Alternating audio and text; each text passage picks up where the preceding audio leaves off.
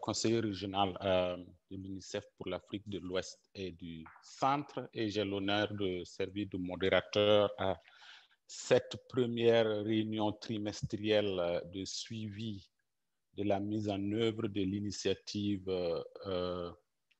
Plus fort avec les laits maternels. Bienvenue à tous. Avant d'entrer dans le vif du sujet, je voudrais prendre quelques minutes pour faire quelques rappels de points, je dirais, logistiques. Vous noterez sur vos écrans que nous avons une interprétation du webinaire en français et en anglais. Vous regardez donc à l'extrême droite en bas de votre écran. Et si vous cliquez sur le globe, vous pourrez sélectionner l'interprétation dans la langue qui vous convient le mieux. Nous vous invitons aussi à vous introduire comme certains ont commencé à le faire dans le chat box. Par contre, vous devez utiliser la boîte Q&A pour toutes les questions que vous avez au cours donc, du webinaire. Et prière, précisez lorsque vous posez une question à qui votre question est adressée. La réunion est aussi enregistrée et nous voudrions nous assurer que nous avons le consentement de tout un chacun de vous, de tous les participants pour cet enregistrement. Et aussi, je voudrais demander s'il y a une objection à cela. Prière, le mentionner tout de suite dans le chat box si vous avez une objection à ce qu'on enregistre la réunion. Alors, je voudrais donc rappeler que par peut-être un hasard heureux du calendrier, cette réunion intervient au moment où nous sommes en train de célébrer les 40 ans du code de commercialisation des substituts du lait maternel qui traduit l'engagement de chaque pays à protéger, promouvoir et supporter l'allaitement. Je pense que c'est donc un événement qui arrive à point nommé. Et d'ailleurs, certains d'entre vous ont participé au webinaire global qui a été fait à l'occasion de cette célébration. Et nous voulons vous inviter, pour ceux qui ne l'ont pas encore fait, à vous enregistrer pour participer au webinaire régional que nous organisons sur le même sujet demain après-midi. Sur ce, permettez-moi de vous présenter les modérateurs, les personnes qui vont intervenir au cours de ce webinaire. Je me suis introduit moi-même. Comme je l'ai dit, je suis conseiller régional nutrition pour UNICEF à Ouakaro. Nous avons ma collègue Anne-Sophie Lédin, qui est spécialiste nutrition en charge de la nutrition du jeune enfant à l'UNICEF, au bureau régional. Nous aurons aussi Nathalie Likete, qui est le Senior Advisor Social and Behavior Change à Live and Thrive. Nous avons Adam Ayo, qui est consultant en nutrition à Live and Thrive. Nous avons Mathilde Tingout, qui est un spécialiste nutrition et food safety dans les urgences à l'OMS, Afro. Nous avons Aïtassa Sissé, qui est Senior Advisor Maternal, Infant and Young Child Nutrition à Live and Thrive. Estelle Bambara, directrice de la nutrition au ministère de la Santé au Burkina Faso. Et Juan Andrea Gil, qui est spécialiste C4D, communication pour le développement à UNICEF, bureau régional Afrique de l'Ouest et du Centre, basé à Dakar. Bienvenue à nos chers collègues qui vont donc nous aider aujourd'hui à faciliter, à modérer ce webinaire. Je voudrais donc ensuite vous présenter très rapidement un aperçu de l'agenda. Après cette introduction que je viens de faire, nous allons avoir une présentation sur la coordination régionale et les mécanismes de suivi au niveau régional pour cette initiative extrêmement importante pour la survie et le développement des enfants. Ensuite, nous aurons une présentation sur les progrès au niveau régional et au niveau national. Cette présentation sera suivie d'un partage de leçons, de bonnes pratiques qui nous viennent du Burkina Faso, et nous finirons par une sorte de sondage en ligne qui sera fait au cours donc de ce webinaire et qui nous permettront donc de récolter vos opinions et donc de conclure par la suite. Encore une fois, bienvenue à vous tous. Et je passe la parole à Anne-Sophie pour la présentation du mécanisme de coordination et de suivi de l'initiative au niveau régional. Anne-Sophie, à toi.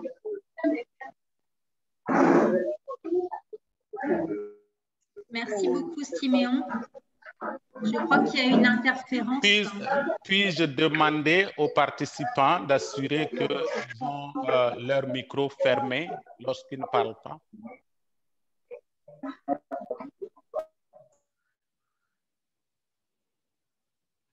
Je pense que c'est bon, Anne-Sophie, over to you. Merci beaucoup. Pouvez-vous éteindre vos micros quand vous ne parlez pas? Merci beaucoup, Siméon, et salutations à l'ensemble des participants et des différents pays qui ont pu se joindre à cet appel aujourd'hui. Donc, comme ça a été dit, j'ai le plaisir de vous présenter une mise à jour sur les mécanismes de coordination et de suivi de l'initiative. Cette présentation est une présentation introductive qui fait suite aux échanges que nous avions eus en décembre pour celles et ceux qui avaient pu participer au webinaire, et aussi certains échanges que nous avons eus depuis début 2021 avec l'équipe régionale. Pour ce qui est des mécanismes de coordination, et comme nous avions pu en discuter en décembre, nous sommes vraiment très heureux de constater qu'ils sont progressivement mis en place, et ceci à tous les niveaux.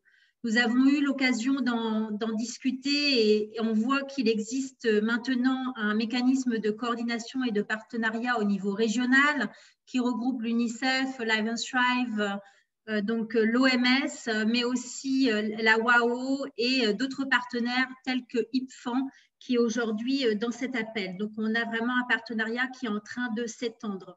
Et de même, lorsqu'on vous écoute, chers partenaires, au niveau des pays, on comprend aussi qu'au niveau national et parfois même au niveau sous-national, on a vraiment une extension des dynamiques et des partenariats. Donc, tout cet effort nous montre qu'on est vraiment en train de mettre en place un mécanisme de coordination, de coopération sud-sud qui devient de plus en plus solide et de plus en plus riche. Cela dit, lorsque nous avions eu à échanger en décembre 2021, on s'était dit qu'il était nécessaire de s'assurer que ce mécanisme de coordination nous permette véritablement d'atteindre notre objectif qui est notre objectif commun, à savoir celui d'atteindre les objectifs 2025 relatifs à l'allaitement maternel exclusif, mais aussi, in fine, les objectifs 2030. Slide. On peut donc passer à la prochaine slide. Et à ce titre, il est important de s'assurer qu'on puisse avoir un mécanisme de coordination qui est au service de la mise en œuvre de l'initiative. Diapo. Mais donc pour pouvoir le faire, il est nécessaire d'avoir un mécanisme de monitoring et d'évaluation qui soit vraiment bien en place, bien élaboré et qui suive un schéma systématique. Donc, en plus de ces grands objectifs et de ces grandes, disons, timelines que j'ai eu à vous présenter dans la diapo précédente, qui nous emmènent sur ce chemin 2025-2030, on a aussi, comme vous le savez, un cadre de résultats qui est élaboré dans le cadre de l'initiative avec plusieurs outcomes qui sont présentés ici et une vision qui s'applique spécifiquement à 2021. Donc, notre objectif de 2021 est d'assurer qu'on ait 40% des enfants de moins de 6 mois qui sont exclusivement allaités dans la région, en tout cas au niveau régional. Et le deuxième objectif est de s'assurer qu'on ait jusqu'à 20 pays qui puissent développer des plans budgétisés pour pouvoir mettre en œuvre l'initiative. Donc, on a à la fois ce mécanisme de coordination qui est en place, on a aussi donc, ce cadre de suivi et d'évaluation qui est en place. Et le défi qu'on avait identifié au mois de décembre, c'était de comment vraiment articuler ces deux éléments pour faire en sorte qu'on puisse suivre les résultats. Slide. Et donc, la réponse qu'on est en train d'apporter aujourd'hui et la raison pour laquelle nous sommes ensemble aujourd'hui, c'est puisque nous avons pu proposer donc, ce mécanisme pour pouvoir suivre les progrès. Et ce mécanisme est en fait ce que vous voyez ici sur la diapo, ce qu'on est en train de vivre maintenant en live, c'est donc d'avoir ou de pouvoir organiser des réunions régulières pour pouvoir traquer les progrès. Et donc, le format qu'on propose, c'est un format virtuel jusqu'à ce qu'on puisse se réunir de façon, disons, physique. Et bien évidemment, on va assurer donc une traduction live en anglais et en français lors de toutes ces réunions, puisque le choix jusqu'à présent est qu'on ait l'ensemble des pays de la région qui soient réunis autour de la table pour pouvoir discuter des progrès et qu'on puisse s'assurer qu'à la fois les pays donc anglophones bénéficient de l'expérience des pays francophones et vice-versa. En termes de fréquence et sur la base aussi de vos retours au niveau des pays, on est en train de partir sur une fréquence trimestrielle avec des réunions donc, qui auront une durée de 1h30 environ. Slide. Alors, pour ce qui est donc du mécanisme en place, et vous l'avez là encore, vous avez pu l'expérimenter en tout cas pendant le mois de mai, l'idée est d'avoir un agenda qui soit, disons, standard et qu'on prépare cet agenda ensemble en amont. Ça veut dire à travers l'envoi de questionnaires au pays, environ 1 mois en amont pour que vous ayez bien le temps de répondre aux différentes questions et que vous puissiez nous faire un retour au niveau de l'équipe régionale pour que l'équipe régionale ait bien le temps de pouvoir consolider les résultats, les digérer et pouvoir les présenter lors de cette réunion trimestrielle afin qu'on ait vraiment des échanges qui soient déjà basés sur quelque chose de consolidé. Ces réunions trimestrielles pourront aussi permettre de servir de base au partage d'expériences, que ce soit à travers des équipes pays, comme on peut l'avoir aujourd'hui avec le Burkina, ou alors avec possiblement aussi des experts et des guests qui pourraient se joindre. Alors, le premier call, le premier appel a lieu aujourd'hui. Et si on suit un calendrier, en tous les cas théorique, comme vous pouvez le voir sur la diapo, nous pourrions avoir ce deuxième appel de suivi des progrès en août et le troisième possiblement en novembre.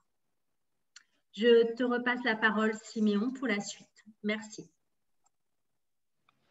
Merci beaucoup, Anne-Sophie, pour avoir fait cette présentation qui nous détaille le cadre conceptuel de suivi, le programme assez ambitieux qui va nous permettre de faire le suivi de la mise en œuvre au niveau des pays. Je pense que ça, c'est extrêmement important, même si il y a des défis, parce que c'est l'action au niveau des pays qui va nous conduire à atteindre les objectifs tels qu'on les a stipulés dans ta présentation.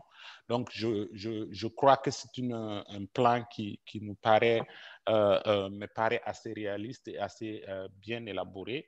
J'espère qu'on pourra appliquer et suivre ce plan à la lettre pour nous permettre d'évaluer donc les progrès qui sont faits au niveau des pays et dont la sommation va nous donner les résultats au niveau global. Sans plus tarder, on va donc aller sur la première mise à jour, le premier update sur les avancées qui ont été faites. Et cette présentation va être faite par Adam et Nathalie de Alive and Thrive. À vous la parole.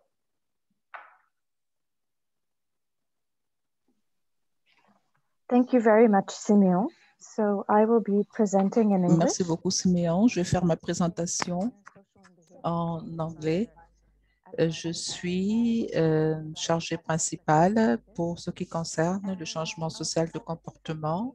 Je vais vous donner quelques résultats de 2020, de résultats obtenus et les activités de 2021. Adam fera une présentation sur question.website.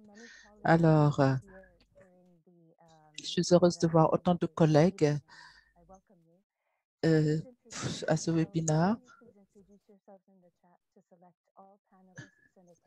Lorsque vous présentez, choisissez all panelists and attendees, de sorte qu'on puisse savoir exactement qui vous êtes. Bon, pour commencer, dans cette diapo, nous avons les réalisations de 2020, l'année dernière, une année très difficile. Malgré la pandémie à COVID-19, nous avons eu des résultats.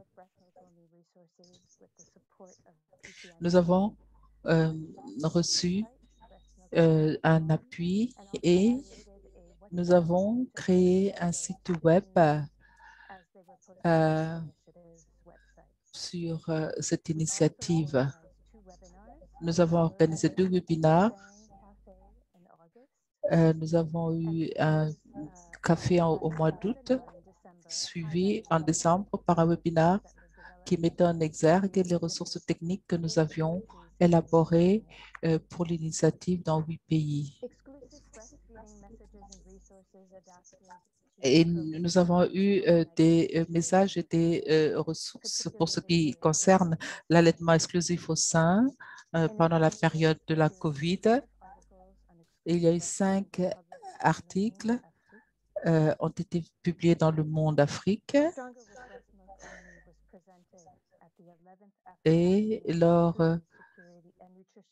de la journée de l'Afrique sur la sécurité alimentaire et la nutrition, il y a eu un webinaire mondial où nous avons présenté l'initiative.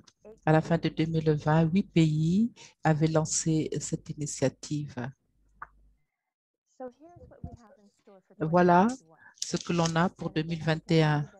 Et une fois de plus, vous voyez que l'on a un bon nombre d'activités prévues au niveau régional, au niveau national, la mise en œuvre de cette initiative. Tout d'abord, comme vous le savez, il y a eu une série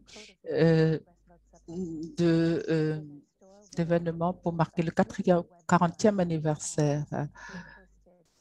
Et un bon nombre de webinaires ont été mis en œuvre.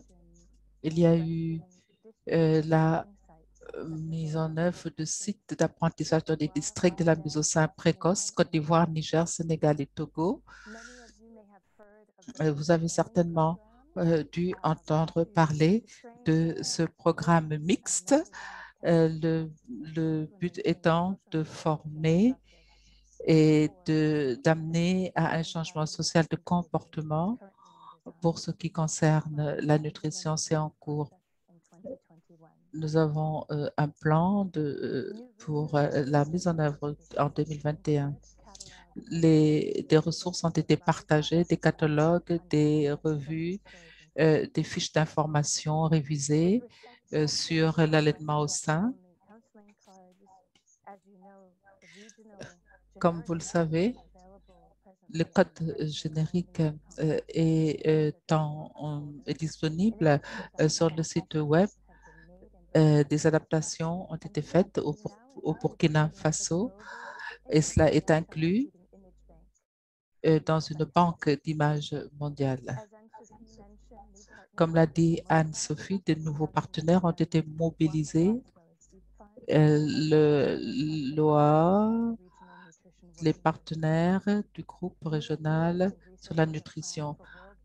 De nouvelles activités ont été prévues en 2021 pour la journée de la nutrition, y compris des articles dans le monde Afrique. Et nous continuons à appuyer les pays par le truchement d'initiatives telles que celle-ci. Je vais passer la parole à Adam qui va poursuivre par parlant du suivi évaluation. Merci beaucoup, Nathalie. Par rapport au site web de l'initiative www.breastmilkonly.com, donc depuis son lancement au mois d'août jusqu'au mois de mai 2021, nous notons un total de 3575 sessions pour 2161 utilisateurs, avec des pics observés dans la période d'avril à mai 2021. Le taux de rebond est assez faible, de 13,34%. Le taux de rebond qui est en fait un indicateur qui mesure le pourcentage d'internautes qui sont entrés sur une page web et qui ont quitté le site juste après sans consulter d'autres pages. Donc, ils n'ont vu qu'une seule page du site. En plus du nombre important d'utilisateurs et de sessions, ce faible taux de rebond démontre alors l'intérêt que vous portez à l'initiative et aux différentes informations y afférentes. En outre, le diagramme à droite, que vous voyez à droite, nous montre que la plupart des utilisateurs, plus de 90%, ont accédé au site en utilisant un moteur de recherche web, que ce soit par Google ou Bing, etc., ou en tapant directement l'adresse du site. Donc, très peu y ont accédé en étant dirigés ou référencés à travers les réseaux sociaux ou au site. Nous disposons également d'un groupe WhatsApp qui comprend actuellement 58 membres, dans un groupe dans lequel nous partageons des notifications de nouveaux posts et des mises à jour des ressources sur le site web. Cependant, le nombre de membres de ce groupe WhatsApp qui sont issus de notre région est assez faible. Donc, n'hésitez pas à prendre votre téléphone et scanner le QR code que vous voyez sur votre écran en utilisant la caméra WhatsApp pour pouvoir rejoindre le groupe WhatsApp. La jolie bannière que vous apercevez, donc en anglais en haut et en bas en français, est disponible en format JPEG et PDF. N'hésitez pas aussi à nous indiquer dans le chat si vous souhaitez l'utiliser en signature de vos mails, par exemple, ou dans des présentations PowerPoint. Elle peut être également partagée sur les réseaux sociaux, Facebook, Twitter, etc. Je repasse donc la main à Nathalie pour nous présenter les importants acquis dans vos pays respectifs. Merci.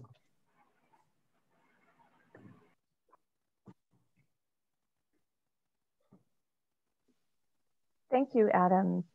Merci, Adam. Nous allons vous faire un résumé des progrès réalisés par les pays.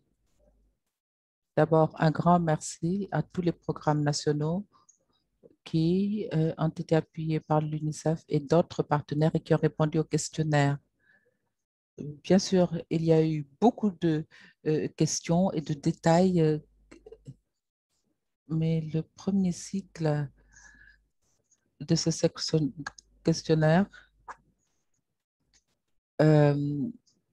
permettra à chaque programme de s'appuyer sur les premières réponses au questionnaire. Donc, c'est un document vivant, dynamique, qui permet de mesurer les progrès réalisés dans les pays.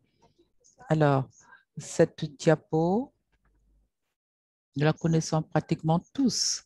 C'est un rappel du processus à 5 étapes pour élaborer des interventions en matière de changement social de comportement. Et vous avez donc la boîte à outils à gauche et c'est disponible sur le site web. Ces étapes en fait permettent d'élaborer le questionnaire.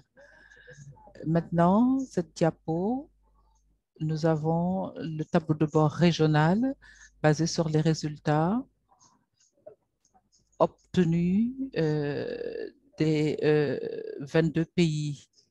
Et nous avons donc ces pays qui ont répondu pour pouvoir vous montrer tout cela. Nous avons le code couleur et les légendes. Et cela renvoie aux activités, aux étapes qui ont été achevés en cours, jaunes, qui seront disponibles dans les 3 mois, rouges. Ce sont des étapes soit qui ne sont pas encore achevées ou qui ne sont pas encore planifiées, alors qu'en blanc, nous n'avons obtenu encore aucune information. Rapidement, ce que nous dit ce tableau de bord. Sur 22 pays qui ont répondu, 9 pays ont déjà achevé leur phase de planification. 7 autres pays, c'est en cours d'exécution. 14 pays ont terminé l'analyse de situation. Un pays, c'est en cours. 5 pays ont une stratégie de changement social de comportement. Et dans 2 cas, ce programme est en train d'être mis en place. 12 pays sont en train de mettre en place d'autres activités.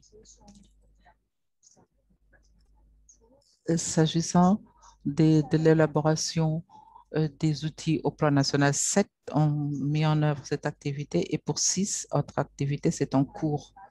Et 5 pays, enfin, un plan suivi-évaluation ou sont en train de mettre en œuvre des activités en matière de suivi-évaluation. Félicitations à tous. Je pense que cela est très encourageant. Depuis que l'on a commencé cette initiative de 2015 à 2019, comme nous l'avons dit, dans beaucoup de nos réunions, vous avez certainement déjà vu cette carte sur les 17 pays impliqués dans cette initiative. 8 ont lancé le pays, l'initiative, et sur ces 8, le Tchad l'a fait au niveau national et 7 au niveau sous-national. Ces lancements sont importants pour mobiliser les partenaires, les sensibiliser. Et cela est tout ce qui est là où l'on a mis les croix, c'est pour lancer l'initiative. Adam va vous donner plus d'informations sur les progrès réalisés au niveau pays. Merci.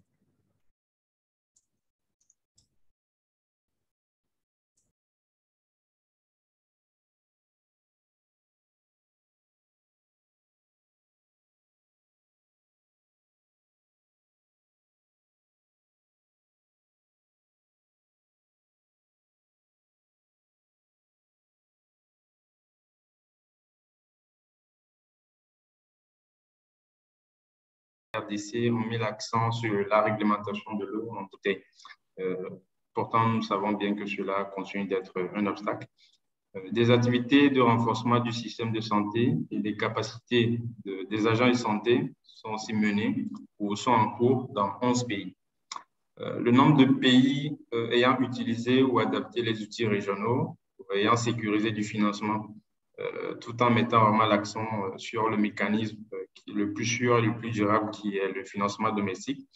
Le nombre de pays ayant développé une stratégie CSC ou disposant d'un plan de suivi et évaluation ou encore ayant mené un plaidoyer pour la protection de la maternité est relativement faible, variant entre 4 et 8. Enfin, il est à noter qu'aucun pays n'a mis entièrement en œuvre le plan d'action qui avait été développé en novembre 2019 à l'issue du dialogue avec les parlementaires. Vous vous souvenez bien aussi événement en marge duquel aussi il a été lancé officiellement l'initiative régionale Plus fort avec le lait materné uniquement. En termes de leçons apprises, donc, nous avons eu des partages de quelques pays, notamment du Tchad, où le fait d'inclure les grands-mères comme relais communautaire pour conduire les séances de sensibilisation à l'endroit de leur père, qui a un réel poids le choix du mode d'alimentation de l'enfant et cela a vraiment permis aussi d'amorcer le changement de la pratique et la pratique de l'allaitement et plus particulièrement le don de l'eau. En RDC, nous notons aussi que l'élaboration et la signature de la déclaration conjointe pour la promotion, la protection et le soutien de l'alimentation du nourrisson et du jeune enfant dans le contexte de COVID-19 a permis à toutes les parties prenantes d'accompagner l'allaitement maternel et cela a aussi permis de donner les orientations aux femmes de continuer à allaiter leur nourrisson malgré le contexte COVID. En Guinée-Bissau, grâce à l'intégration de certaines actions de la campagne et de la célébration de la Semaine nationale et du mois de l'allaitement, l'équipe a réussi à mener des activités de sensibilisation et de soutien à l'allaitement dans une situation de manque de financement et de ressources humaines. Cela a été aussi relevé au Nigeria, où le fait d'utiliser ou de mettre vraiment à profit la Semaine mondiale de l'allaitement a permis vraiment de renforcer les messages et aussi les directives de l'initiative Hôpitaux Amis des bébés au Nigeria intègrent une composante sur l'allaitement sur les lieux de travail.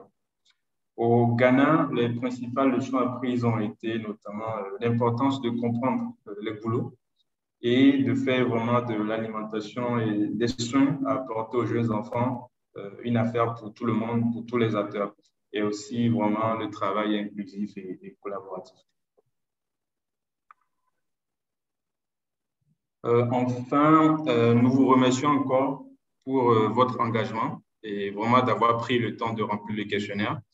Cependant, nous avons noté beaucoup de cases blanches dans les réponses, mais comme l'a souligné Nathalie au début, nous espérons que le questionnaire sera plus facile à remplir pour vous prochainement.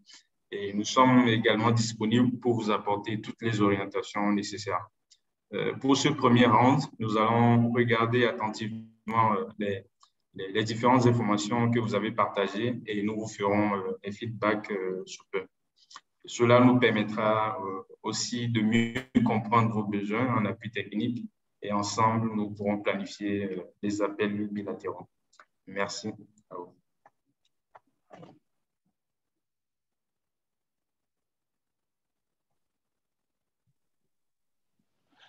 Merci beaucoup, Nathalie et Adam, pour cette présentation assez exhaustive. Je suis particulièrement impressionné de voir comment les pays sont en train de faire des progrès, en plus de ce qui est fait au niveau régional. Comme je le disais tout à l'heure, le plus important est ce qui se passe au niveau pays et c'est très réconfortant de voir qu'il y a des choses qui se passent.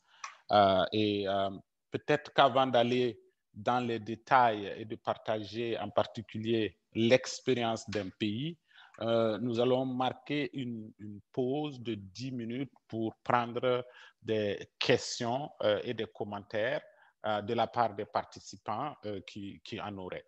Donc, on ouvre une session de 10 minutes de questions-réponses. Vous pouvez lever la main et vous pouvez adresser vos questions dans le chat box et préciser à qui votre question est adressée.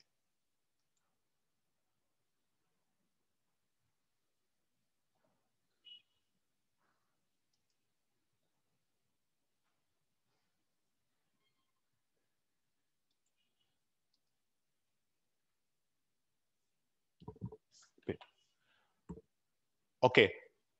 Est-ce qu'il y en a qui veulent intervenir en direct? C'est aussi possible. Donc, levez la main et vous prenez la parole.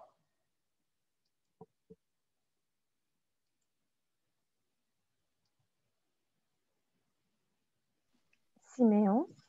Oui. Oui, il y a 2 personnes qui ont levé la main.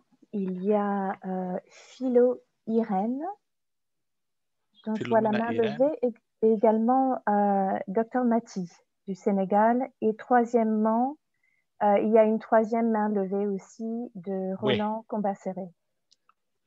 OK, donc on va commencer par Philomena Irène du Nigeria.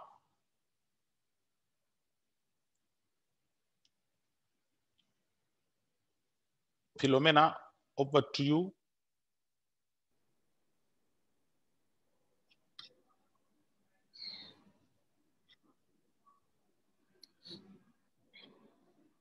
Okay. Philomena est en mute. Philomena, can you unmute yourself and ask your question?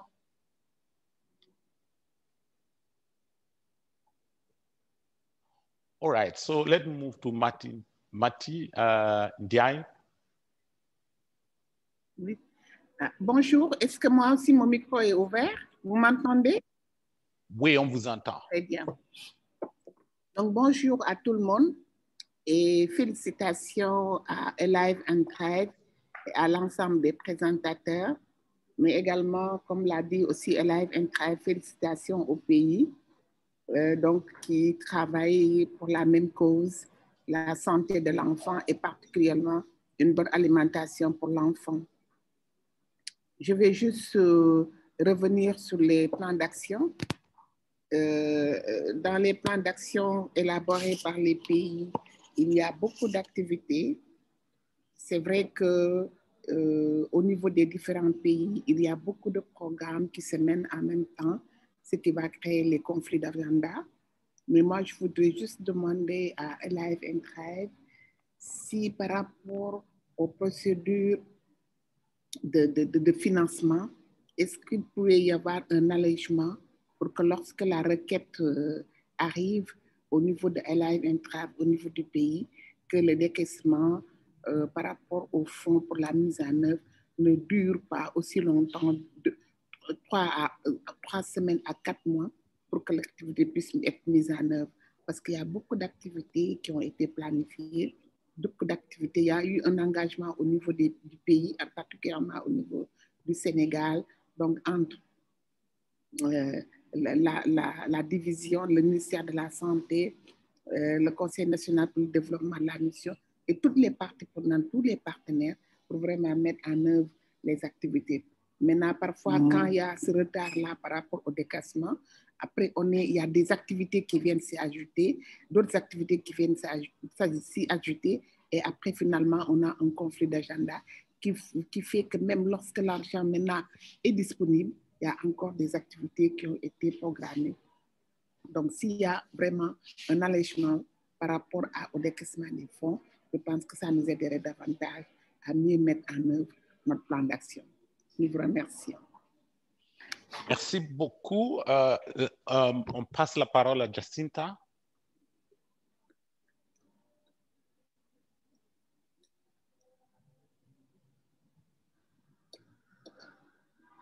Jacinta, could you please... Sorry, okay. I don't think I raised my hand. Oh. Yeah. We could see your hand raised here, so we may have a technical issue. Is that the same for Philomena?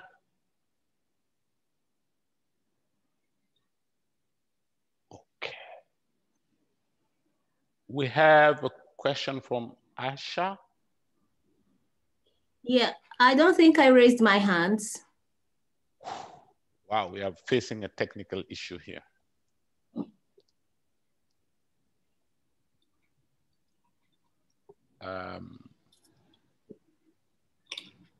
All right, so est-ce que donc on peut prendre la réponse à la question sur le financement à Alive and Thrive?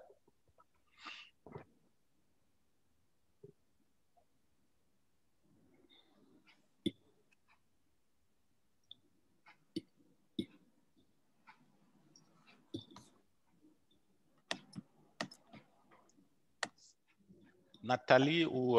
Oui, pardon, Siméon. Oui, je vais peut-être, merci beaucoup, Siméon. Je vais peut-être passer la parole à Aïta, si elle peut répondre concernant la question donc, de Dr Mati adressée à Alive and Thrive. Merci. Merci beaucoup, Nathalie. Merci, Siméon, et merci à Mati pour cette question. Comme vous le savez, comme nous le savons tous, donc chaque organisation a ses procédures. Et pour ce qui concerne Alive and Thrive, la libération des fonds suit tout un processus Et donc, une procédure qui demande au minimum 3 semaines pour que les termes de référence soient approuvés, validés et approuvés. Maintenant, l'étape suivante, l'approbation des termes de référence, c'est le transfert des fonds qui peut prendre 1 semaine. Donc, d'où cette estimation de délai d'1 mois pour vraiment entrer en possession ou avoir les fonds à votre disposition et mener les activités. Et ce que je suggère pour éviter tout retard, c'est prenant en compte ce délai incompressible et de travailler sur les termes de référence le plus tôt possible en essayant de respecter ce délai-là. Voilà les éléments de réponse que je peux apporter à cette question de Dr. Mati. Merci à vous.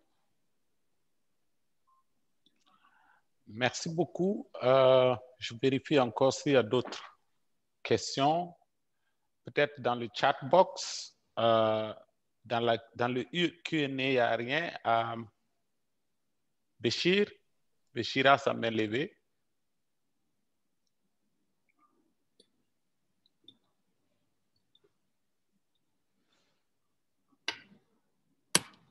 Docteur Béchir?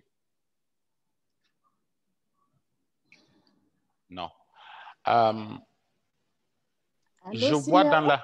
Oui? Oui, excuse-moi, j'ai transféré une question qui était dans la chat box. Je ne sais pas si vous l'avez vue. C'est une question qui nous vient de la Sierra Leone qui demande what challenges have you found in this program and what were the effective solutions? Je pense que c'est une question qui peut être adressée, ce n'est pas spécifique, mais je demande à Nathalie et Anne-Sophie de voir comment elles peuvent collectivement adresser cette question. Merci beaucoup, Siméon, et merci pour cette question qui est très importante, surtout pour les pays qui veulent se lancer dans l'initiative. Je pense que la présentation du Burkina Faso qui va venir va être très instructive pour les pays qui veulent en savoir plus sur le comment et du coup avoir aussi des détails pratiques.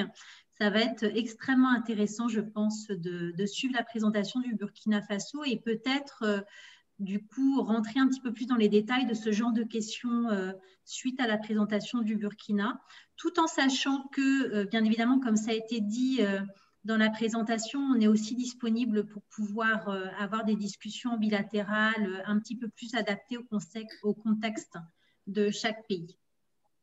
Merci. Est-ce que Nathalie aurait quelque chose à ajouter? Merci beaucoup, Siméon. Et merci, Anne-Sophie. Au fait, ma réponse, elle est tout à fait dans le sens de ce que vient de dire Anne-Sophie, dans le sens où nous allons pouvoir justement avoir une conversation avec l'équipe du Burkina Faso. Et donc, je pense que c'est une question qu'on pourrait également poser à l'équipe du Burkina Faso lors de la prochaine partie de cette réunion. Et autrement, nous restons bien sûr disponibles pour répondre à d'autres questions qu'il y a. Merci. OK. Est-ce qu'il y a d'autres questions? Je repars encore sur la liste des participants, mais là, j'ai comme l'impression que la technologie nous joue des tours parce que des gens lèvent la main et ça paraît sur l'écran comme une main levée, et en réalité, ça ne l'est pas. Est-ce que Israël...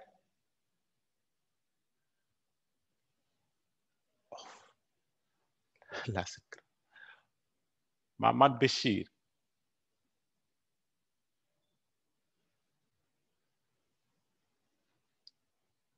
Béchir a une question? Oui, est-ce que vous m'entendez, s'il vous plaît? Oui, on t'entend. Merci beaucoup. Donc, ma question est à tout le monde concernant le code de substitut du lait maternel. On vient de l'élaborer et adopter au niveau du Parlement. Et pour son application, comment vous pouvez nous appuyer pour vraiment que ça soit effectif? On a un certain nombre d'entreprises qui nous harcèlent déjà et c'est très difficile de faire face à ces entreprises-là. OK, ça c'est une question extrêmement concrète et très directe. Je crois qu'une partie de cette question va trouver une réponse au webinaire de demain après-midi, mais d'ores et déjà, je demande à Anne-Sophie si elle peut avoir quelques éléments de réponse. Merci beaucoup et merci pour cette question très importante sur le code et qui vient à un moment vraiment opportun étant donné qu'on est en train de célébrer le 40e anniversaire, comme le disait Siméon en introduction. On félicite déjà votre pays pour toutes ces avancées dans ce domaine sur le code et aussi sur les questions d'allaitement de façon générale. Pour ce qui est du code, comme vous le savez, on a la chance d'avoir au niveau de l'UNICEF et aussi en appui à l'ensemble de l'équipe régionale, Hélène Sokol, qui est une spécialiste de la question et qui est entièrement disponible pour pouvoir accompagner, en plus de tout le travail qui est fait au niveau régional, pour pouvoir accompagner de façon très spécifique les pays dans leur travail sur les questions du code. Et comme vous l'avez dit, le travail va au-delà effectivement de l'adoption des textes pour s'assurer effectivement de leur mise en œuvre. Donc tout ce qui est monitoring, enforcement, et ce sera aussi l'objet du webinaire de demain. Donc n'hésitez pas à revenir vers nous pour qu'on puisse s'assurer que vous bénéficiez d'un appui technique dédié pour pouvoir avancer sur ces questions. Merci. Merci beaucoup. Merci Anne-Sophie, merci Béchir. Israël?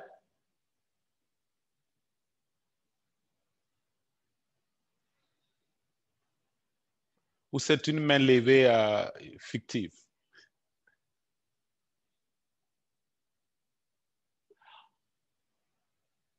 Allô, est-ce que vous me recevez? Oui, on vous reçoit. OK, merci beaucoup. Merci pour cette brillante présentation et nous sommes vraiment satisfaits. Alors, il y a une petite question parlant de la persistance des pesanteurs culturelles. Vous savez, surtout dans les zones sahéliennes, voilà, les gens sont toujours c'est difficile d'appliquer voilà, ces normes-là, surtout dans les zones sahéliennes où on apporte des raisons, surtout voilà, la forte chaleur, des normes culturelles, surtout les pratiques traditionnelles liées aux décoctions et autres qui ont de l'efficacité, surtout chez les enfants. Alors, malgré même l'importance de l'allaitement maternel, qu'on essaye même de promouvoir tout cela par les différents canaux, les gens sont toujours restés ostensionnels, surtout à la pratique de l'allaitement maternel. Alors, quels seront les guidelines que vous devez encore nous renforcer davantage afin qu'on puisse aider surtout ces populations à pouvoir appliquer, sinon pratiquer de façon adéquate ce projet. Merci à vous. Merci beaucoup. Une question que je résumerai en OK, comment on peut vous aider à lever ces défis liés aux croyances et aux idées reçues, en particulier dans la région du Sahel. Anne-Sophie, Nathalie, Adam, à vous. Merci Siméon. Je propose de prendre cette question et je vois que Juan a aussi levé la main. Donc, je vais être assez brève dans ma réponse pour donner à Juan l'occasion de parler. Je pense que c'est une excellente question et c'est en effet un gros défi par rapport à la persistance des pesanteurs culturels, comme vous dites, particulièrement dans la région sahélienne où il y a la croyance que l'eau, c'est la vie, pour l'être humain, pour les animaux, quel que soit l'âge. Et donc, ça applique aussi, bien sûr, aux nourrissons de moins de 6 mois. Donc, en effet, l'initiative régionale porte là-dessus et essaie d'apporter des interventions, des solutions basées sur une approche de changement social et de comportement. Et une des façons d'agir, c'est d'agir vraiment à travers multiples canaux et multiples activités qui touchent non seulement les familles directement, c'est-à-dire les femmes qui allaitent ou les femmes enceintes, mais aussi leurs familles, leur communauté et la société en général, tout en apportant aussi des programmes et des politiques qui viennent renforcer l'importance de l'allaitement exclusif. Je pense que c'est une intéressante transition par rapport à la conversation que nous allons avoir avec le Burkina Faso, où justement cette pesanteur ou cette pratique, disons, de donner de l'eau aux nourrissons est également très présente. Et là, j'espère qu'à travers cette conversation que nous allons avoir avec Madame Estelle Bambara, ça vous apportera des éléments de réponse. Je vais m'arrêter là et peut-être que Juan, j'ai vu Juan que tu avais levé la main, si tu veux apporter des éléments de réponse en complément. Merci Nathalie. Bon, je pense qu'en fait tu dis, mais moi je dirais en tout cas que si on revient sur les sous-titres de l'initiative, en plus de messages qui sont déjà prédéfinis, en plus des outils de communication, disons, qui sont déjà prêts pour votre adaptation, il y a aussi des outils qui sont plus liés au processus pour définir les interventions ou planifier d'une façon stratégique les interventions en communication pour les changements sociaux et de comportement. Et je pense qu'en suivant les étapes, en engageant les sources de connaissances nécessaires, et je pense surtout à l'engagement des chercheurs socio-anthropologiques, l'utilisation des sciences sociales, mais surtout aussi engagement de la communauté. C'est comme ça qu'on va trouver les solutions. Donc, en fait, je pense que tout le processus qu'on propose, et c'est aussi un point fort sur le programme d'apprentissage qu'on est en train de développer dans le cadre de l'initiative, ce qui est exactement les stratégies de approche doivent se faire d'un côté sur la base des évidences, d'autre côté sur une base de participation et d'engagement, une approche de dialogue avec la communauté. Il y a tout un travail d'identification des personnes qui peuvent influer, qui ont une voix crédible, les sources d'information. Donc, il y a des éléments à gérer, mais surtout, le grand message est de sortir de la promotion des messages d'information, disons, plein, ou dire, comment dire, pardon, c'est en français, je ne trouve pas le mot, mais de dire simplement des messages qui disent l'allaitement est important, donner de l'eau est mauvais. Donc, vraiment, entrer dans une complexité, pas seulement dans l'adaptation des messages, mais aussi entrer vraiment dans les dialogues avec les communautés, les familles, les parents. Et je voudrais vous dire, en fait, que je suis en train de voir un brouillon d'un rapport d'une enquête d'une étude sur les déterminants des comportements par rapport à différentes pratiques, y compris des pratiques nutritionnelles. Et je dirais que les résultats plus importants qui ressortent de cette étude, c'est pas c'est contenu, non? La liaison avec les croyances culturelles, traditionnelles. Mais ce qui ressort plus fortement, est-ce que les communautés nous disent vous nous traitez comme si on est ignorant, comme on ne sait pas quoi faire, comme si on n'a pas notre raison légitime, vous ne nous écoutez pas.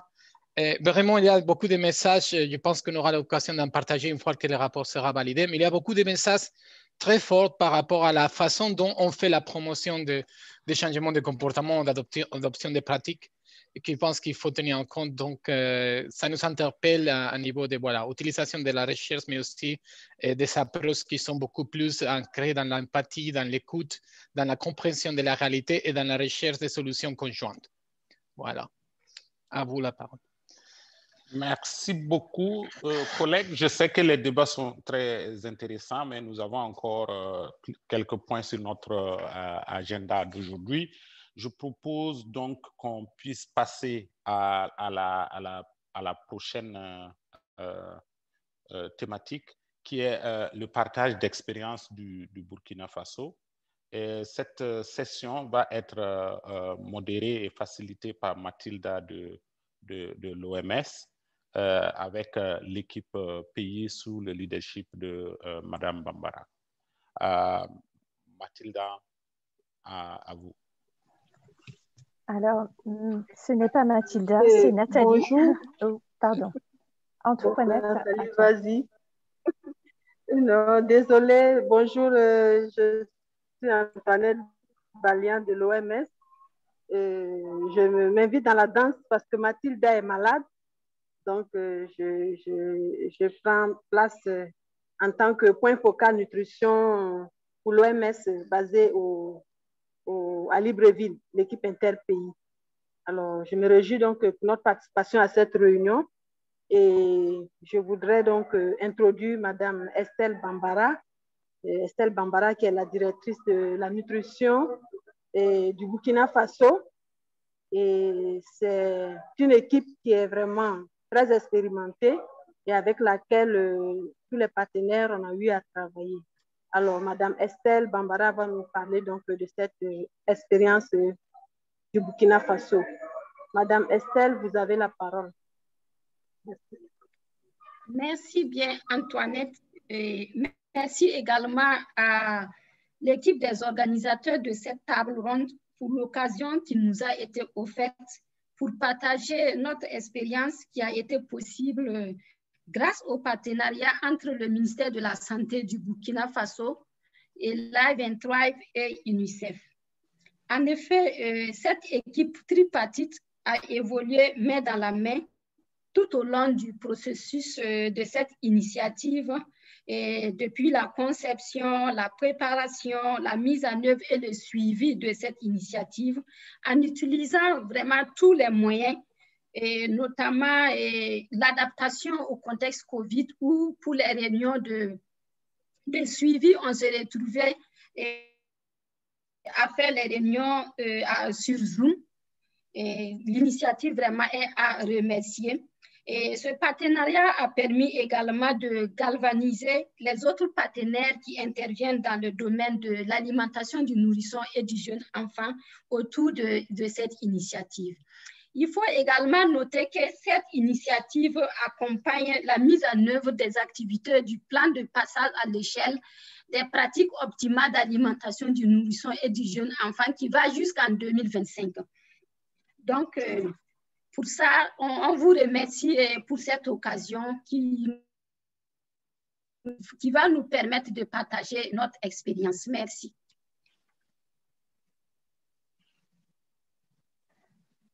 Merci beaucoup.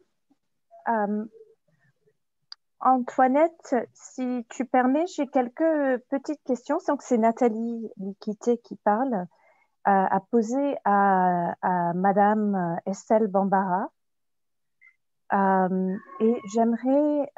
oui, à toi, Nathalie. Merci beaucoup, Antoinette.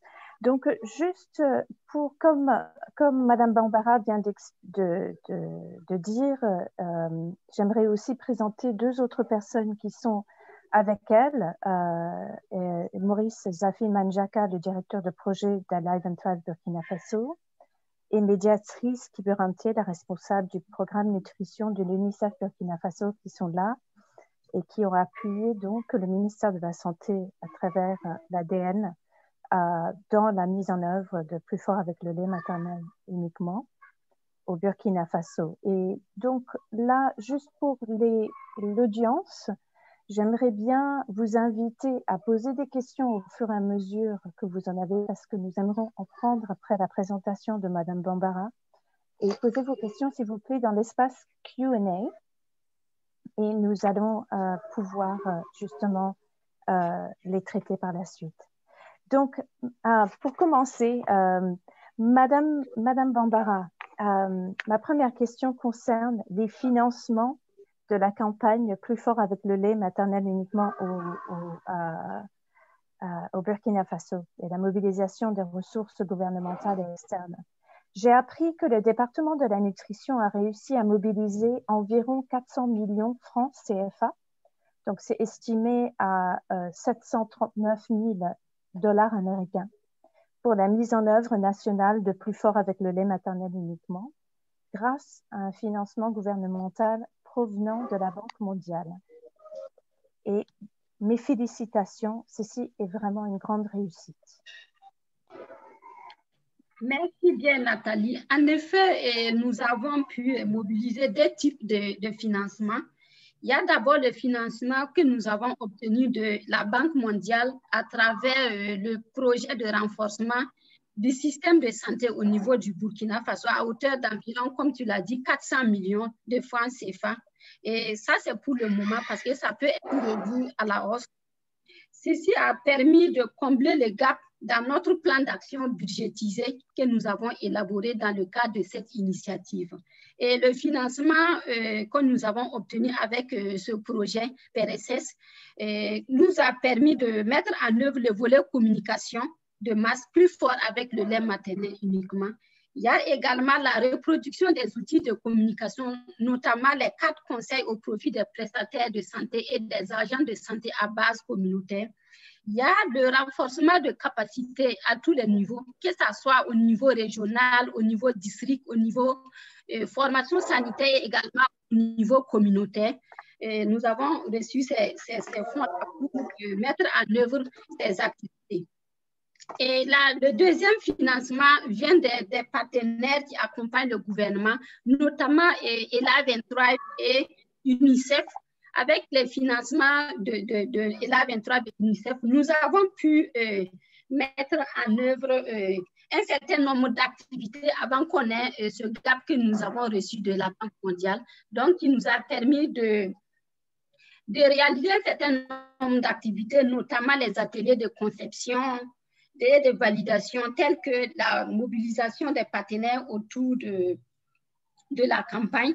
Il y a également les formations que nous avons faites à l'endroit des sages-femmes, des maïoticiens, des journalistes et également la mobilisation des acteurs au niveau régional, voilà, qui est également l'organisation d'une conférence de presse, donc les images que vous voyez sur l'écran, donc c'est le lancement au niveau national et également la conférence de presse que le ministre de la Santé en son temps a organisée avec les médias pour donner l'information sur l'initiative. Et également d'organisation des communications au niveau des masses médias que vous voyez. La reproduction des outils de gadgets que nous avons pu faire avec le financement de UNICEF et de ELA23. Et aussi, avec le financement de ELA23 et UNICEF, nous avons pu réaliser des mini-séries dénommées Myriam, voilà, que nous partageons au niveau des réseaux sociaux, au niveau également des différentes régions du Burkina Faso. Il faut noter que nous avons 13 régions sanitaires au niveau de notre pays. Donc, ça a vraiment pu galvaniser les équipes sur le terrain à travers le regroupement de ces 3 partenaires, ministère de la Santé, l'UNICEF et puis ELA23. Merci, Nathalie. Merci beaucoup, Estelle. Est-ce que vous pouvez décrire comment vous avez pu mobiliser les fonds gouvernementaux, ainsi que les défis que vous avez rencontrés dans le processus? Merci bien, Nathalie. Il faut dire que pour ce plaidoyer, nous avons élaboré une stratégie globale de l'initiative et également un plan d'action budgétisé avec les différentes sources de financement. Donc, ce plan, dans ce plan, nous avons précisé les contributions des 3 partenaires clés ainsi que les gaps de financement. Et la campagne a été présentée par l'équipe tripartite, le ministère de la Santé à travers la direction de la nutrition. Il y a l'UNICEF et ELA23, au directeur général de la santé publique qui était en son temps le coordinateur du projet de renforcement du système de santé PRSS et également à l'ensemble de son équipe qui était là, sous forme d'une note conceptuelle simple et le plan d'action budgétisé. Donc, ceci nous a permis de souligner les gaps et donc il y avait besoin d'un financement. Et en termes de difficultés qu'on peut noter par rapport à ce plaidoyer, c'est beaucoup plus les procédures de décaissement liées de la banque qui sont un peu compliquées, donc ça prend du temps. Donc, il y a un circuit qu'il faut suivre. Et aussi, pour faire face à ces difficultés-là, nous avons mis en place des réunions de suivi régulier avec l'unité de gestion et la banque, ce qui nous a permis quand même de faire le suivi pour que ça soit un peu débloqué à temps. Et ce résultat également en termes de financement était possible grâce au travail en équipe. Voilà, comme je l'ai dit, l'équipe tripartite est là, 23 UNICEF et puis le ministère de la Santé. Et ce n'est pas seulement que l'engagement technique, il y a également l'engagement financier. Donc, il faut vraiment une collaboration. Donc, c'est grâce à cette collaboration que nous sommes arrivés à bout. Merci, Nathalie. Merci beaucoup, Estelle, et félicitations encore pour cette grande réussite. J'ai une question maintenant qui concerne la mobilisation des acteurs régionaux. Et j'ai pris note que dans Burkina Faso, vous avez fait des lancements au niveau des régions du Burkina Faso. Donc là, ma question, c'est, vous avez donc également mobilisé des acteurs régionaux dans la mise en œuvre de Plus fort avec le lait maternel uniquement. Pouvez-vous nous dire un peu plus sur ce que vous avez fait concrètement et quelles sont quelques-unes de vos leçons apprises? Merci. Merci bien, Nathalie. Il faut dire qu'avant même de lancer la campagne officiellement au niveau national, il y a eu des rencontres de plaidoyer au préalable à l'endroit des autorités régionales qui ont pu, avec ces rencontres de plaidoyer, nous avons pu obtenir l'adhésion de ces acteurs-là au processus de la campagne. Il y a d'abord les lancements au niveau régional. Comme je l'ai dit, on a 15 régions et les dernières régions ont lancé il n'y a pas très longtemps, il y a que 2 semaines de cela. Et cet engagement s'est concrétisé par l'élaboration d'un plan d'action régional avec la participation des parties prenantes au niveau régional. Et chaque région a fait une cérémonie de lancement de la campagne. Et c'est à cette occasion qu'un champion ou une championne a été nommé au niveau régional. Pour revenir sur la nomination de ces champions au niveau régional, il faut dire que nous avons un champion national pour la nutrition. Et dans son plan de travail, il était prévu la désignation et l'installation de ces champions régionaux. Et ces champions régionaux devrait permettre de booster les interventions de nutrition au niveau régional. Et c'est vraiment, ce sont des personnes qui sont influentes dans la communauté, qui sont très engagées dans la promotion de la nutrition en général et en particulier de l'allaitement exclusif. Il y a également, dans cette mobilisation des acteurs au niveau régional, l'engagement des leaders traditionnels et des autorités administratives, notamment les gouverneurs des régions, les chefs coutumiers et les élus locaux, les partenaires également au niveau local qui interviennent dans la région. Et comme leçon apprise par rapport à la mobilisation des acteurs au niveau régional, on peut noter l'importance de la collaboration avec les acteurs, with stakeholders who are... que ce soit du niveau national, au niveau également régional et au niveau district. Il y a cette collaboration-là qui a permis quand même de booster la mise en œuvre de cette campagne au niveau régional et leur adhésion. D'abord, entre les 3 entités principales, donc comme je l'ai dit, ELA23, DN et puis UNICEF, et ensuite les autres partenaires, bien sûr, que ce soit les ONG locales, et également les associations aussi au niveau local. Les leaders coutumiers, comme je l'ai dit aussi, il fallait aussi les engager aussi dans cette initiative et également les autres agences des Nations Unies, et notamment le PAM, la FAO, l'OMS et les ONG, les autres ONG aussi qui mettent en œuvre des interventions de nutrition, que ce soit nutrition spécifique ou sensible sur le terrain. Merci Nathalie. Merci beaucoup Estelle pour ces informations vraiment fort intéressantes. Je viens maintenant à la 3e thématique que nous avions identifiée pour cette conversation. Et comme on peut constater, nous tous, le Burkina Faso va mettre en œuvre un ensemble d'interventions au niveau national à travers la campagne Plus fort avec le lait maternel uniquement Donc vraiment en vue de pratiquer, de changer la pratique de donner de l'eau aux nourrissons à la naissance et tout au long des 6 premiers mois de vie. Notre collègue Israël a parlé des persistances culturelles, donc qui sont difficiles à changer. Donc maintenant, ma 3e question pour vous, c'est comment allez-vous suivre et évaluer les résultats de ces interventions? À vous, Estelle. Merci bien, Nathalie. Et il faut dire d'abord les réunions tripartites. Ça, d'abord, il faut les maintenir. Il y a également l'utilisation des systèmes existants pour une question de pérennisation, voilà, de suivi. On a utilisé le système national d'information sanitaire et pour collecter les informations sur la promotion de l'ange au niveau des formations sanitaires et au niveau communautaire.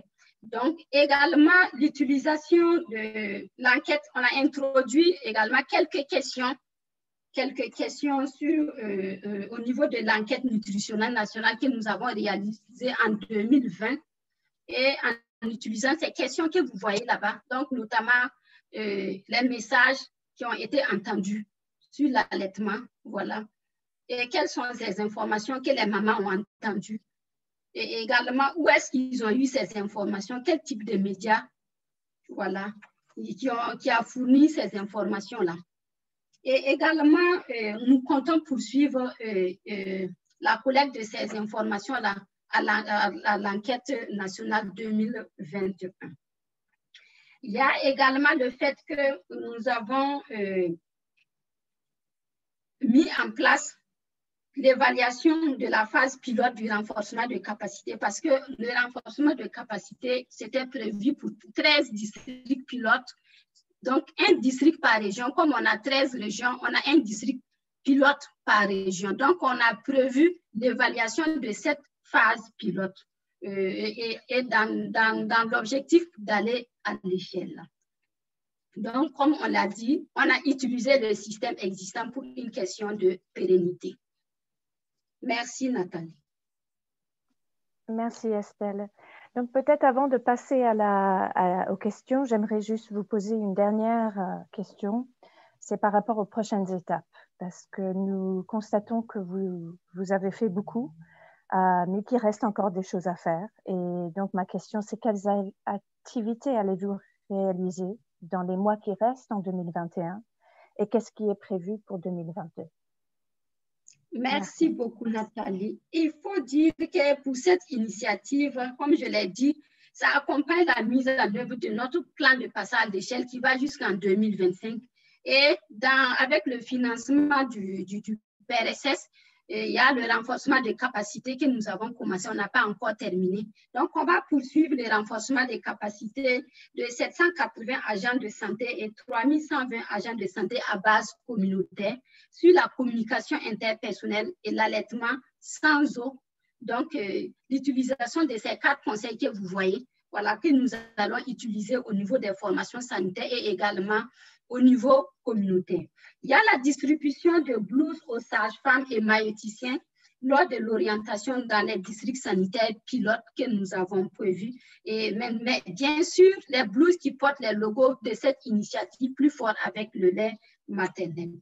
Il y a également le fait qu'on doit poursuivre les communications via les masses médias qui ont démarré depuis le lancement au niveau national à travers les affichages dans les grands centres urbains et les rues qui sont vraiment pratiquées par les citadins. Voilà, dans les 13 régions, nous avons des affichages dans ces grandes villes-là. Et toujours poursuivre, comme je l'ai dit, c'est dans le cadre de la mise en œuvre de notre plan de passage à l'échelle des pratiques optimales d'ange.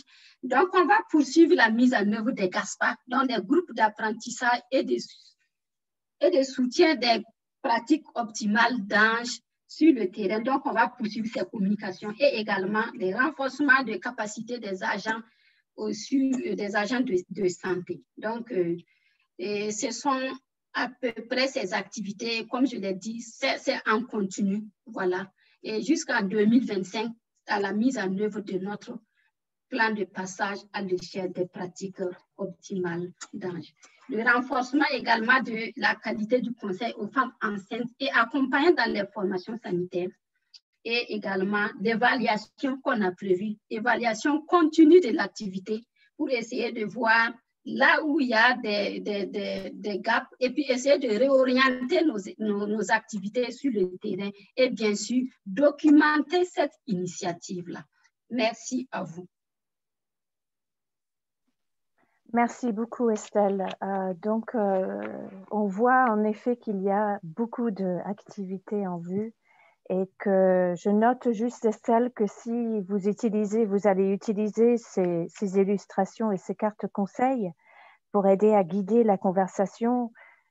Une des activités vraiment importantes, c'est cette mise à échelle du renforcement de la qualité des conseils aux femmes et aux accompagnants, aux familles à travers les formations sanitaires. Et comme je connais un peu l'activité du Burkina Faso, je peux ajouter aussi qu'il y a un grand élément comme a présenté Estelle au niveau communautaire, particulièrement à travers des agents de santé à base communautaire. Donc, merci beaucoup, Estelle, encore. Alors, ce que nous avions prévu pour cette partie, Siméon et Antoinette, et à vous tous, c'était de faire un peu des questions, un Q&A avec donc Madame la DN, où, comme nous sommes ensemble, c'est pour donner à tous l'opportunité de poser quelques questions. Et avant de passer à la prochaine étape de cette réunion. Donc, je propose, avec la permission de tous, de continuer dans mon rôle de modératrice de cette partie-là de la réunion. Siméon, est-ce que vous êtes d'accord avec ça ou vous souhaitez prendre le relais? Non, pas de souci. Continuer avec la modération de la partie questions-réponses. Je vérifie s'il y avait des questions dans le chat box. À mon niveau, je n'en vois pas. Donc, peut-être que les gens veulent intervenir en direct. Mais à toi de poursuivre. Ouais. D'accord, merci beaucoup, Siméon. Alors, je ne vois pas de questions dans le Q&A. Je vois que Aïta, merci beaucoup, il n'y a pas de questions enregistrées. Donc, je ne sais pas s'il y a des réactions que certains d'entre vous souhaitaient partager. Ou des questions. Ah, voilà, je vois qu'il y a des questions qui apparaissent.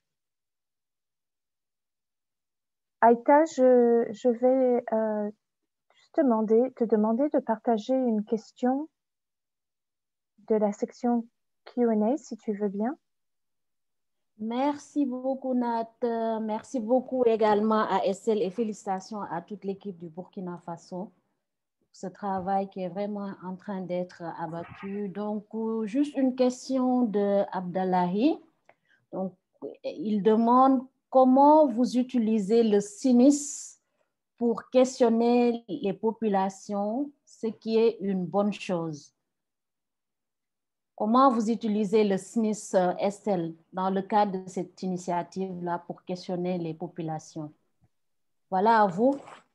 OK, merci bien, Aïta. Et il faut dire que pour les indicateurs qui sont inscrits dans le SNIS, ce sont des informations que nous collectons au niveau communautaire, et notamment le nombre de GASPA, le nombre de femmes qui participent au GASPA, et également au niveau formation sanitaire, des informations qui sont données sur la nutrition, voilà, notamment les pratiques d'alimentation du nourrisson et du jeune enfant. Voilà, ce sont ces questions. Maintenant, pour ce qui est des questions adressées à la population, ce sont les questions que nous avons intégrées à l'enquête nationale sur la nutrition. Merci à vous. Merci beaucoup, Estelle. J'espère que cela a répondu à la question sur le SNIS. Aïta, est-ce qu'il y a une autre question à partager avec Madame Oui, Nat. Merci beaucoup. Il y a une autre question en anglais. Donc, elle vient de Ruth qui demande quel est votre plan pour la durabilité des activités? Où allez-vous trouver le financement? Est-ce que le gouvernement est en train d'investir sur ces activités-là? Merci à vous. Merci bien, Aïta. Pour les questions de pérennité, comme je l'ai dit, il y a des activités qui sont réalisables, des petites actions réalisables qui n'ont pas besoin de financement, que l'on peut réaliser sur le terrain. Il y a également le fait que pour le suivi et évaluation, comme je l'ai dit, nous avons intégré au système existant pour collecter les informations. Et également pour ce qui est du financement, c'est vrai qu'il y a des actions qui ont besoin d'un financement. On va poursuivre le plaidoyer, étant donné qu'il y a ça des impacts sur la mise en œuvre des interventions sur le terrain, a un impact sur l'état nutritionnel de la population et que ces indicateurs sont suivis au niveau du référentiel du gouvernement. On pense que ce plaidoyer-là pourra se poursuivre avec l'accompagnement des différents acteurs sur le terrain. Merci à vous.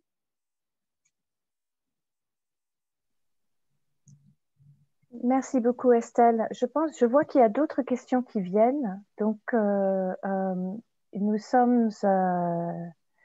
ne pourrons peut-être pas répondre à toutes les questions immédiatement, mais je vais, avec la permission de tous, peut-être en prendre une autre. Donc, Aïta, je ne sais pas si tu suis, il y a des questions aussi dans le chat. Dans le chat, oui. Et dans le Q&A, donc je te laisse choisir la prochaine question.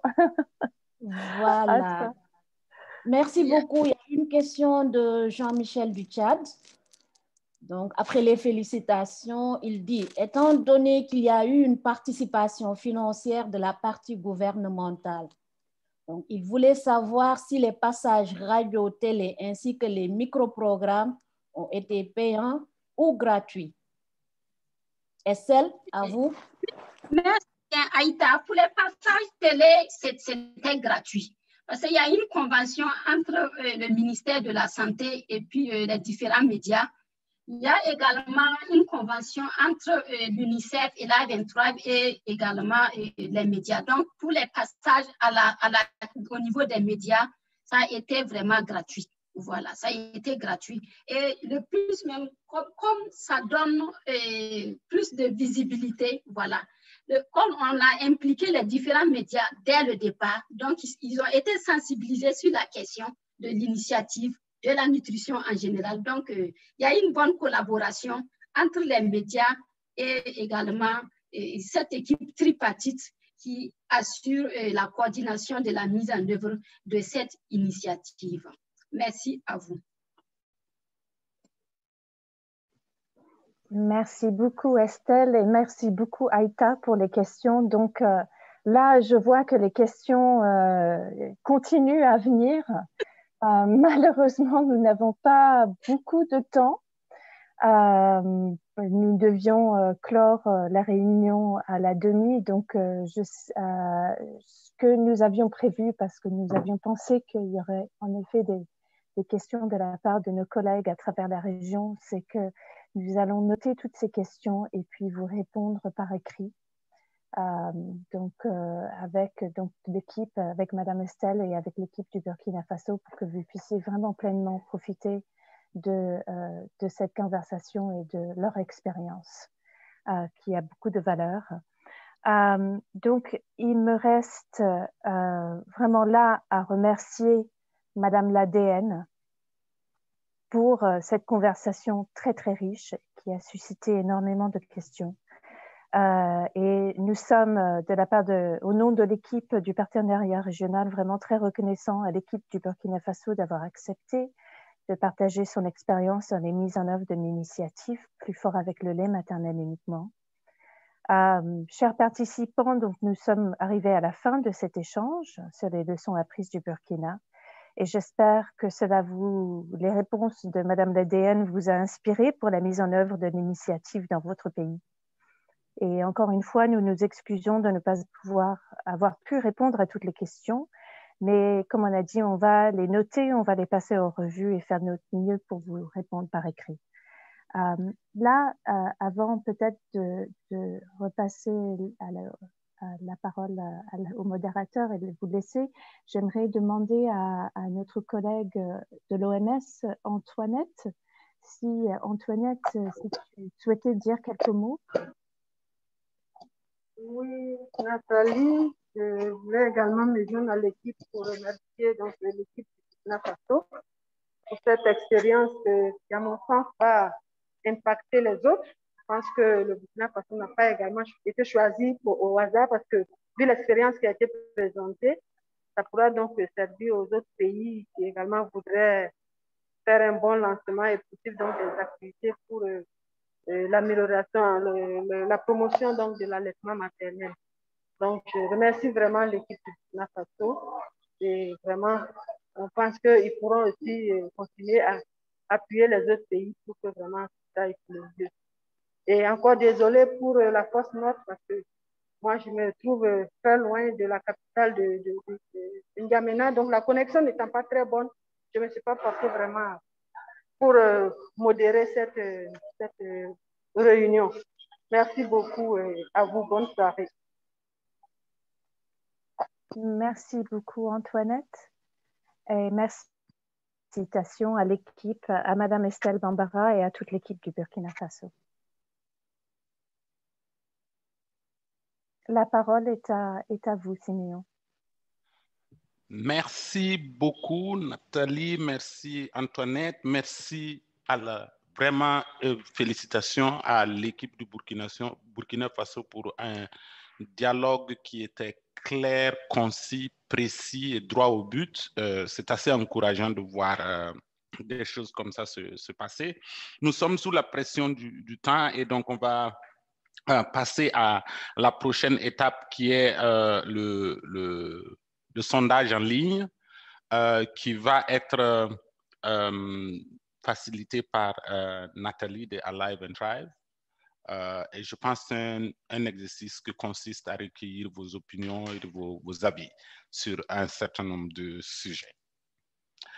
Nathalie, à toi. Merci Siméon. Au fait, ça va être modéré. Cette partie est modérée par Adam Ao. Donc, je vais passer la parole à Adam, si Adam, tu veux bien.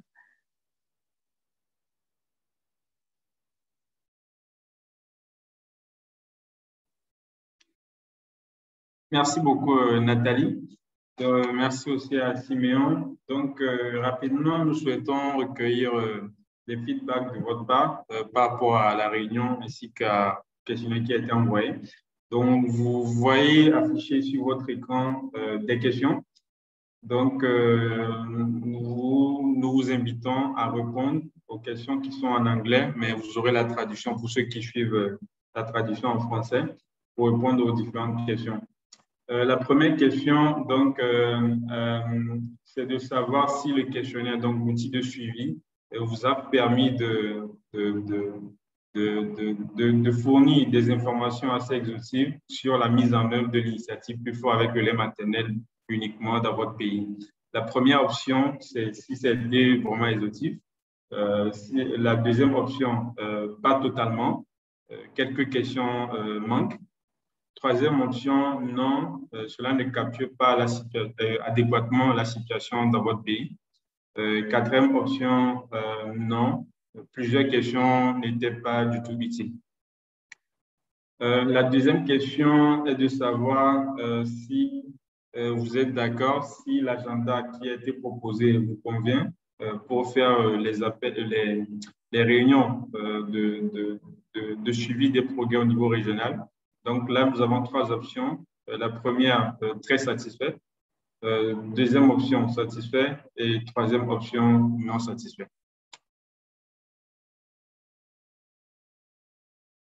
Je ne sais pas si Anne-Sophie peut défiler un peu, s'il te plaît. Oui. Ah, c'est bon. Alors, normalement, vous voyez sous l'écran, on a 18 de 58, sur un total de 58 participants qui ont répondu, soit 31%.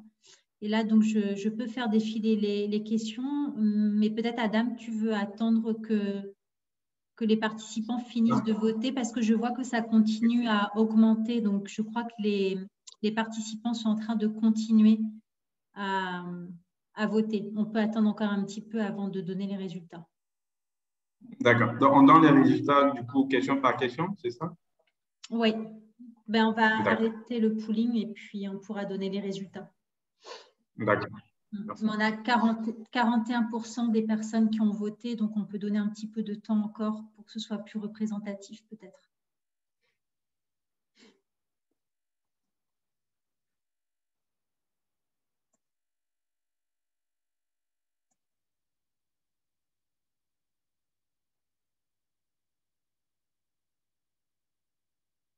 Voilà, ça continue encore, on est à presque 50%.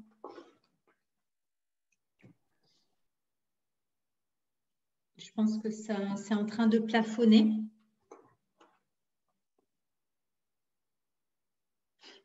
Je crois que ça ne bouge plus. Ah, si ça continue un petit peu, on peut encore donner peut-être 1 minute et puis après on arrête. Donc on invite l'ensemble des participants à voter pour que votre avis puisse être reflété dans la synthèse.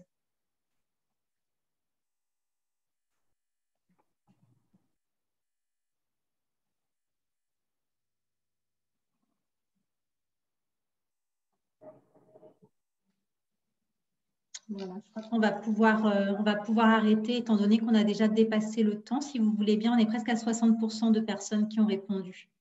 Je pense que c'est déjà représentatif. Et c'est en train de plafonner. Donc, j'arrête le pool et puis je te laisse interpréter les résultats rapidement, Adam. Merci. OK, merci à tous.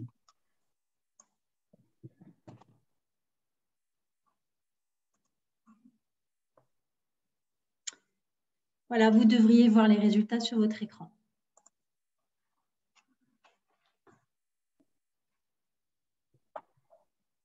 Oui, c'est bon pour moi. Bon, on n'a pas le taux de participation pour les 5 questions.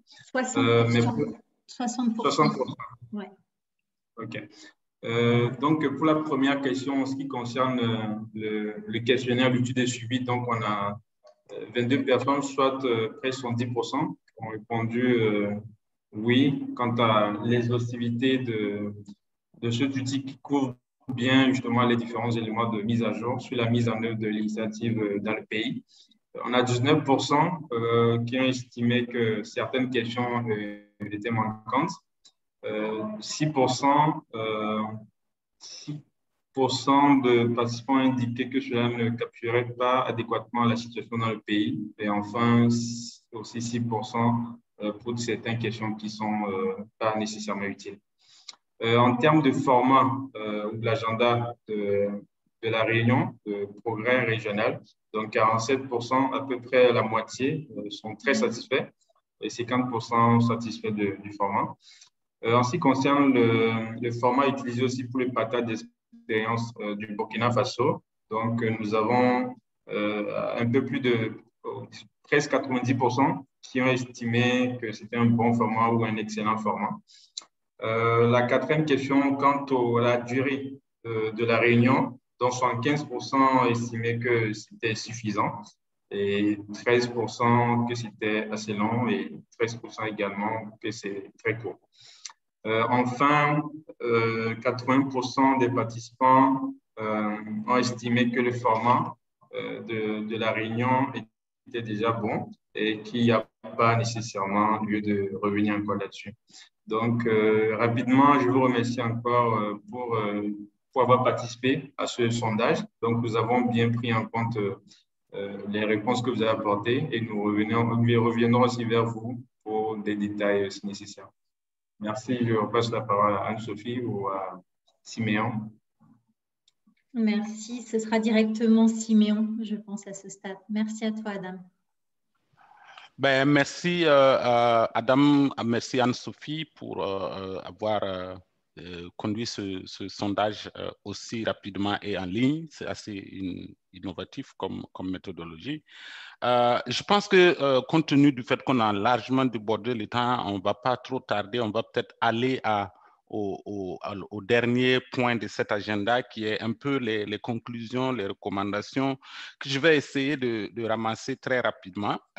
Et je voudrais commencer par dire merci et féliciter vraiment tous les pays pour les participations en préparation aux travaux qui ont permis de préparer cette réunion, notamment les contributions à travers les questions, les questionnaires qui vous ont été envoyés. Sans vos réponses, on n'aurait jamais vraiment eu la substance pour meubler cette réunion, et on peut voir que vos contributions ont contribué vraiment à rendre cette réunion très active, mais au-delà, à rendre cette initiative, à la prendre au-delà du niveau régional où nous faisons la coordination au niveau pays où les choses se passent réellement et peuvent contribuer à changer les choses en ce qui concerne l'allaitement maternel exclusif pour les enfants. Nous avons reçu les contributions de beaucoup de pays. C'est très encourageant de voir dans le dashboard qui a été présenté par Alive and Thrive, de voir qu'il y a beaucoup de vert, il y a beaucoup de bleu, il y a beaucoup de couleurs orange. Cependant, on peut noter qu'il reste quand même des couleurs blanches et des couleurs indiquant que les activités n'ont pas été initiées.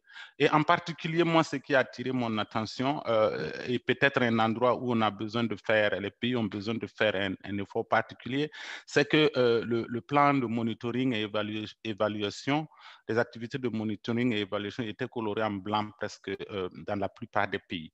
Or, si nous voulons assurer un bon suivi, évaluation de l'initiative de manière globale, ça va être un peu difficile si les pays eux-mêmes n'ont pas de mécanisme mise en place pour assurer le suivi. Et je voudrais peut-être ici appeler les pays à prêter une attention particulière à cette composante donc de leur programme, le suivi et évaluation, parce que nous devons continuer nos efforts pour assurer que chaque enfant puisse bénéficier du meilleur départ possible dans la vie. Et je vous invite aussi à continuer à assurer que le programme est mis en œuvre, parce que la plupart des pays ont rapporté que la mise en œuvre est en cours. Donc, continuez à le faire, mais sur la base d'évidence. Et puis, s'il vous plaît, continuez à documenter. Aujourd'hui, en suivant la présentation du Burkina, j'avais l'impression que je pouvais ouvrir une page et commencer à écrire, tellement c'était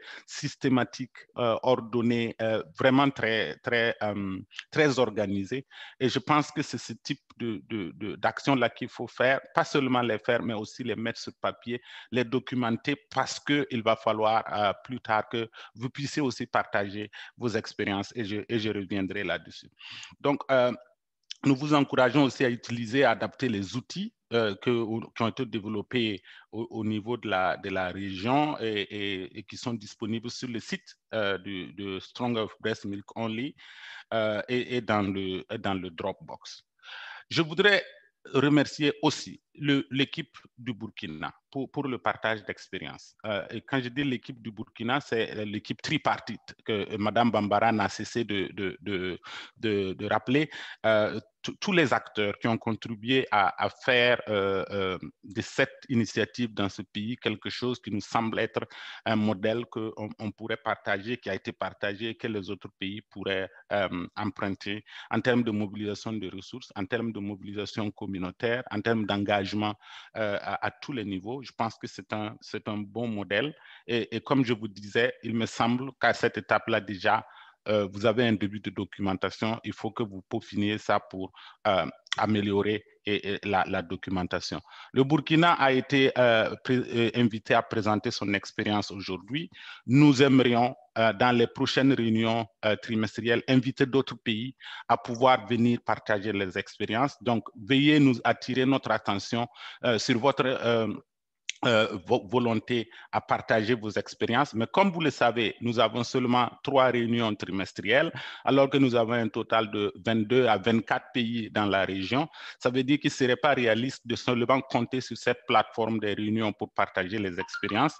Et donc, nous vous invitons à les documenter. Et quand vous les documentez, on peut trouver des voies alternatives pour partager, comme l'ont fait déjà le Niger, le Tchad, qui ont déjà fait l'objet de posts sur le site de Stronger with Breast Milk Only. Donc, il y a plusieurs plateformes qui existent, donc n'hésitez pas. Nous comptons aussi avoir vos feedbacks sur les besoins d'appui technique que l'équipe régionale pourrait apporter. On a déjà vu certaines demandes qui sont très expresses de la part notamment du Tchad sur le code. On voudrait aussi apprécier la dynamique interpays et régionale et encourager les pays à continuer à donner des feedbacks sur les mécanismes de coordination et de monitoring au niveau régional. Le pôle qu'on vient de faire nous montre que nous donne déjà un aperçu de comment vous perceviez les mécanismes de feedback que nous faisons au niveau régional. Nous allons prendre ces observations, ces résultats-là en compte et éventuellement peaufiner les outils, mais on est dans un processus itératif. On fait des choses, on les envoie vers vous, on a besoin de vos feedbacks et ça nous permet de les ajuster. Et je pense que c'est comme ça que l'on progresse ensemble.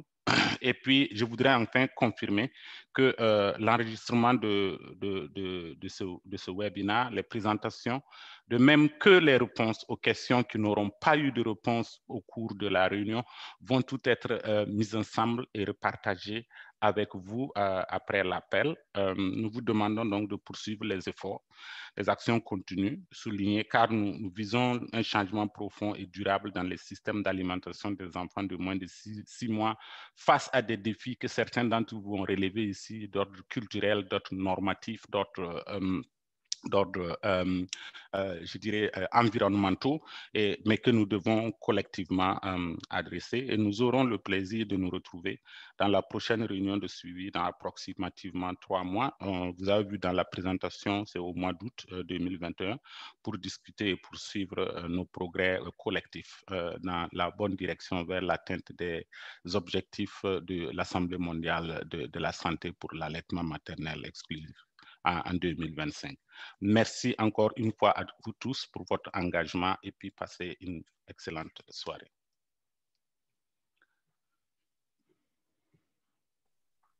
Merci, au revoir.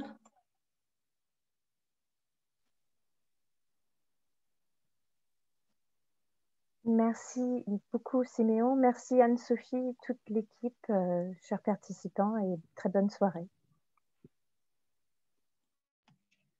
Merci et bonne soirée.